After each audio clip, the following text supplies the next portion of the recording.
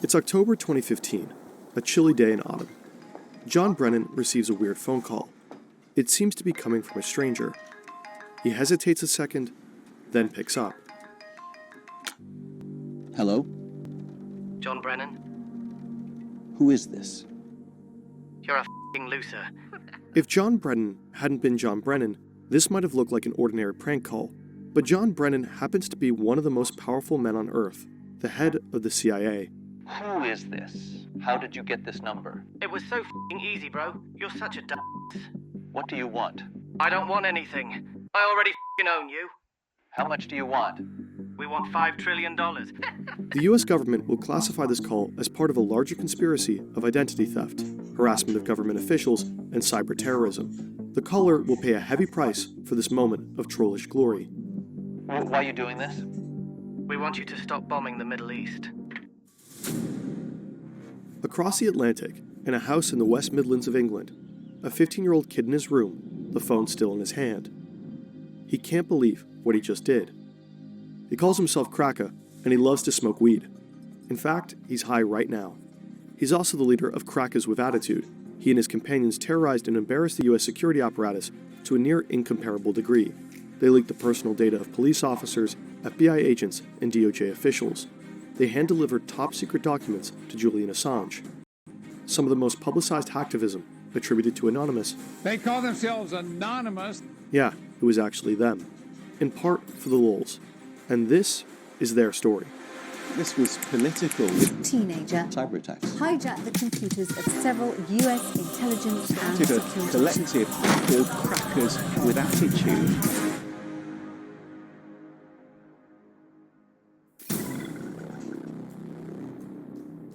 2008 in Virginia, a different kid who only calls himself Default. He's a pretty typical American teenager. He loves soccer, video games, and his dog. He often clashes with his father, who works in the government. At some point, Default starts cheating in his video games. This gives him the first taste of using computers to do things that you're not supposed to. Exciting, powerful things. He starts learning all that he can about how computers work, and how to get them to bend to your will. 2008 was an exciting time to get into hacking. The decentralized hacktivist group, Anonymous, was in its heyday. If you managed to get into their secret chats, you got a front-seat view of their actions. Anonymous is one of the biggest online vigilante groups. Members hack into companies and governments. Now a worldwide and widely recognized hacking group. Hackers with the group Anonymous. Citizens of the world, we have seen the erosion of due process. A cyber war. Anonymous. Anonymous has struck again. Young Default is fascinated. Anonymous embodies an exciting spirit of freedom through chaos. They showed how you could force the whole world to pay attention without you having to leave your bedroom.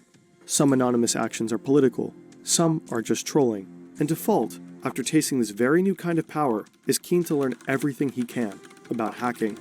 He starts to hack random websites just for the challenge of it, just to see if he can. But after hanging around Anonymous's chats for a while, he starts to find the group, well, cringe.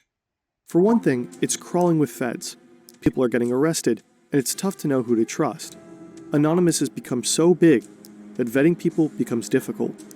There's tons of infighting and doxing. Since it's the only hacktivist group most media outlets know about, Anonymous keeps getting credited for the work of other, often more sophisticated hackers. It's a mess. So Default gets involved with offshoot hacker groups, one of them called AnonSec. The group positions itself as anti-Anonymous. But similar to Anonymous, AnonSec performs operations, hacking initiatives that sometimes have a political purpose, and sometimes are just, as one might say in 2008, for the lulz. I hated recording that. AnonSec is quite advanced, and Default gets better and better at the game. The group controls a botnet. A botnet is essentially a large pack of infected computers under someone's control. You can use those computers to further spread malware across the internet to make the botnet larger and larger. Or you could, for example, attack a server with it in order to overload it. Default is tapping around AnonSec's botnet and gets curious about what computers they've actually gotten under their control. He finds that one is a server of the Canadian Medical School, Windsor University. Suddenly, Default finds himself with direct access to the university's finances. He pulls up records of students who owe the school money. It all adds up to $9.4 million. And at the bottom of the list, something very tempting. A delete all button. How could he not push it? These people might, really enjoy having their slate wiped clean, as it were. If you look, some of them owe a substantial amount of money, like 70,000. I think some people owed upwards of over 100,000. It's a lot of money. You know what I'm saying? It's just like perpetual debt that sometimes it just lasts for decades. So, just deleted everything. I went into the PHP shell and just sent everything to dev null and just shredded it. So whatever I sent there is just not coming back. This is from the podcast Darknet Diaries. They have a fantastic episode with Default. Of course, this story poses some questions. We tried asking the university if the debt stayed deleted. They did not answer, but usually student loans have multiple on and offline and offsite backups. There should be hard copies of the student's signed loan agreements. However, Default feels like he's really doing something at the time. There is a certain rush to committing a crime when it feels like doing the right thing. Other hackers might have used the sensitive student information to make a profit. There's actually a shadow industry worth billions surrounding our most sensitive data. So-called data brokers gather all the info available about us on the internet, your contact information, browsing history, and online transactions. This data is often bundled into shadow profiles, which are then being sold. You might receive a tailored mail or a robocall based on your shadow profile. In the worst case, someone might try to steal your identity. Incogni helps you remove your data from the numerous lists of data brokers. The only thing you have to do is create all the benefit for online. Out Incogni, hacks, or teen. Bestiality was legal in Denmark. Other European countries, Germany, the UK, Sweden, had recently banned it. What this meant for Denmark was an increase in animal sex tourism. For years, Danish animal rights activists tried to bring attention to this. They called them dog brothels. So sick. It's so crazy. And I had a dog, so that really pissed me off just thinking about the fact, what if someone took my dog and that happened to my dog? I would freak out. So, as Default describes it, he and other AnonSec hackers lend their technical skills to the animal rights movement. So I think we took down the official Denmark government website, and then we actually defaced it, and said, did you know that your government allows bestiality? And there's bestiality dens where people can go and pay money to do these things to animals. And most of them are people's pets. They shut down bestiality websites via DDoS attacks and tweet evidence of sexually mistreated animals. The information reverberates around the world and is widely condemned. Anonymous gets credit for AnonSec's actions, which deeply annoys Default. But it works. In part due to the hacks, more people know about Danish dog brothels. They talk about them online, protest them, until the case winds up in Parliament. In April 2015, Denmark finally bans bestiality. While Default is leveling up as a hacker, he also becomes an early adopter of crypto. He accumulates a significant amount of Bitcoin, more than 1,000. This would amount to a lot of money today, somewhere around 40 million US dollars. He keeps these Bitcoins on a hard drive in his room. He also knows he's making powerful enemies, so he gets a bit paranoid, a bit fanatical with his OPSEC. He never logs into his own Wi-Fi, for one. He uses a satellite dish to log into a free Dairy Queen Wi-Fi half a mile away. He's always connecting through a Tor node. Every time he turns off his devices, he makes sure they're encrypted. When he turns them back on, he has to wait 30 minutes for them to decrypt. For the most part, he never tells anybody what he is doing. He knows he has a lot to lose. Ultimately, it won't be enough.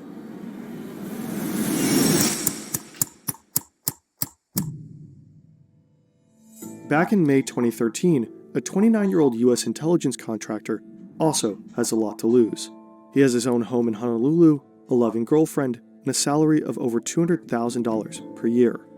But he's discovered a huge secret, and it's too big to keep. The US government has the ability to spy on pretty much any man, woman, child on Earth who has come into contact with a computer. And this contractor unwittingly, has helped make that technology possible. He's haunted by this information and horrified that his government is violating its public civil rights so egregiously. He knows that revealing this information to anyone, a lawyer, a judge, or even Congress, would be committing felonies so severe that he would spend a lifetime in prison. He's worried he'll never see his family again, and he doesn't know what consequences they'll encounter if he blows the whistle. But he has to do it. He's been quietly collecting evidence of this secret for a while, and he's just downloaded the last documents. He tells his employer, the US government, that he needs a couple of weeks off to manage his epilepsy. This buys him a bit of time to leave the country without arousing suspicion. He chooses Hong Kong because he views it as a bastion of free speech. He believes it's one of the few places in the world that could, and would, protect him from the wrath of the US government. There he meets journalists Laura Poitras and Glenn Greenwald, and delivers evidence of what used to be waved off as a conspiracy theory. And so Edward Snowden becomes one of the most important whistleblowers of our modern time. Snowden's revelations scandalize the world and spark a long overdue debate about individual privacy versus national security. He inspires many young Americans like Default to take a good hard look at how their government functions. Default doesn't want to sit around and let surveillance happen to him. He wants high-ranking intelligence officials to know what it feels like to be spied upon, to have their private information stored and distributed, and to have it used against them. This is when he teams up with the Crackers with Attitude, founded by Cracker, the kid who's always high.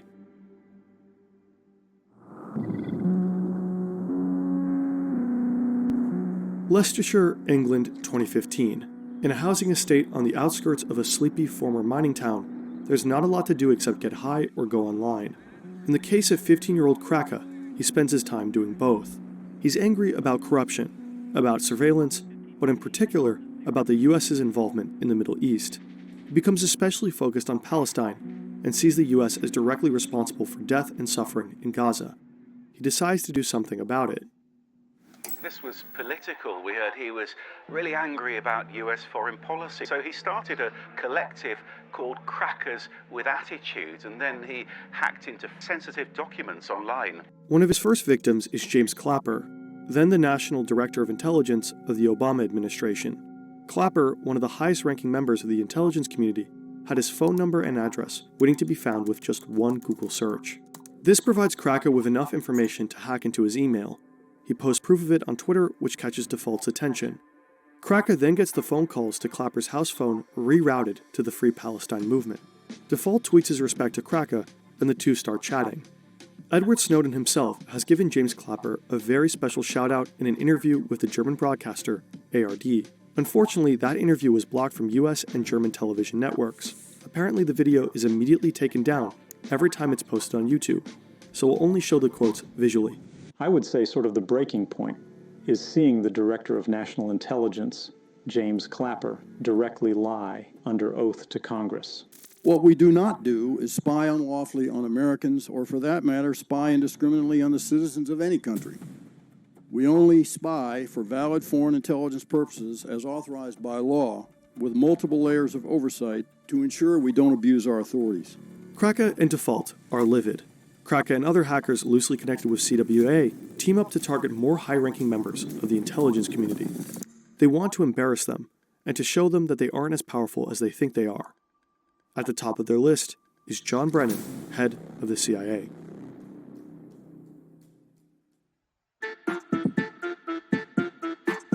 Brennan, like Clapper, has enough information online that he basically doxes himself.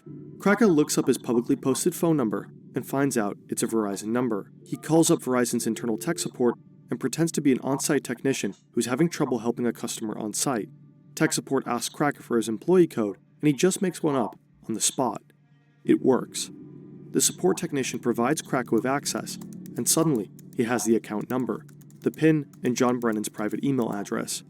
If you have just enough information on someone, pieced together from different sources, say, their address and last 4 digits of their social security number, you can easily change the passwords on all kinds of accounts and take it over. And that's exactly what Cracker does with Brennan's AOL account.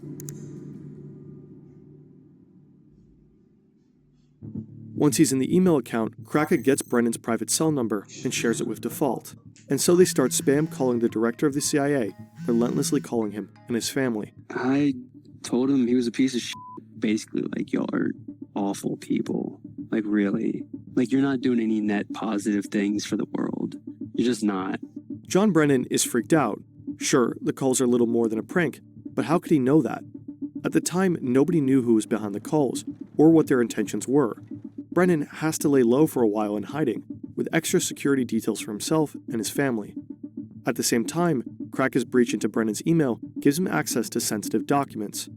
Kraka first posts screenshots on Twitter, but then, egged on by default, and maybe asking himself, what would Snowden do? He decides to hit up WikiLeaks. Julian Assange himself takes interest. He publishes the documents in October 2015. They include Brennan's 47-page SF-86 application, a sensitive form required for obtaining top-secret government security clearance. The form reveals his criminal history, psychological records, past drug abuse, and other details nobody would want about themselves online. Not only that, from Brennan's emails, WikiLeaks publishes Bush-era recommendations for how the presidency should operate in the Middle East. There is also an internal congressional correspondence from the Senate Select Committee on Intelligence that offered suggestions on how to make future interrogation methods, also known as torture, compliant and legal. The breach cost the agency $1.5 million in damages and relocation costs, as several operatives went into hiding before they knew that there was basically no threat level. Above all, it was widely embarrassing. Hacking into Brennan's email was laughably easy. This is true, and it's true that you guys have actually broken into his private email account. How difficult would you say it is? You mean out of 10? Sure, out of 10. 1. 1. There's a lot of, I guess, private information, really. He's pretty stupid, really. He's supposed to be so high in the government, like head of CIA, and he should be more clever. Can you give us any indication of your background? I mean, how old you are? Are you in the United States? I mean, anything you can tell me about yourself? Yeah, I'm below the age of 20 years old. I smoke pot, and I live in America. And you smoke pot? All day, every day. We wonder what John Brennan must have thought, while undoubtedly watching this in his relocation house. What fury must have built up inside him. The CWA aren't done. They release more and more information. With control over Clapper's and other operatives' accounts, it's even easier to get people to give up information to in turn access further accounts and databases. They gain access to FBI's Deputy Director Mark Giuliano's account. There, they discover a database with personal information of 9,000 Department of Justice officials and 20,000 FBI agents. They post it. They then get access to the Justice Department's Joint Automated Booking System, which has records on all U.S. prisoners. They check out the records of fellow hackers like Jeremy Hammond and post those online as well. They wreak havoc and embarrass one institution after another. Did these kids really think that they were going to get away with it? At the time, I really didn't care. I just, like, that was towards the end of the run. It was just like, all bets are off. You know, I'd gone all the way down the rabbit hole. I had just become very disillusioned with people's complacency and their lack of care for what was going on. So it's like, we're going to bring attention to this with like chaos and mayhem.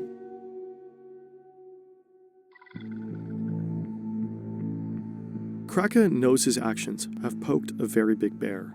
He knows there will be consequences. He just doesn't know what they'll exactly be. I'm going to go to Russia and deal with Snowden, because I know that the government are pretty mad about this. I'm probably going to get tortured. I'm actually a pretty fast runner. Default is paranoid the whole time, constantly worried about his OPSEC. But he let his guard down. Default became involved with an ex-girlfriend of one of his friends. According to him, he asked his friend in advance if it's okay with him. The friend says sure, go for it.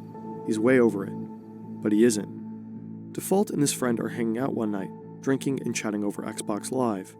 I slip up for the first time ever, being f***ing arrogant and cocky. It comes on the news, CIA director hacked, blah, blah, blah, all this stuff. And I'm like, yeah, that was us, blah, blah. I was like drunk talking and just totally like gave myself away. He never thought his friend would do anything with that information. Hell, he didn't even think his friend would necessarily believe him. But today, Default is pretty sure this friend turned him in. When the FBI raids you, they don't knock politely.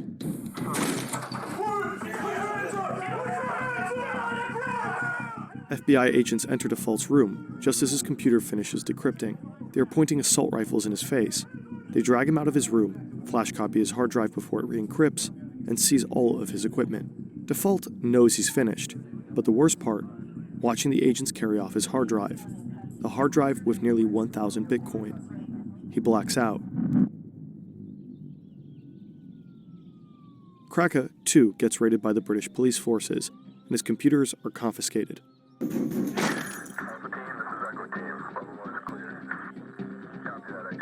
One other CWA member gets arrested in the US, and 3 more in the UK. Since Kraka was underage and in the United Kingdom, he got a lenient sentence. He spent 2 years in a juvenile detention center.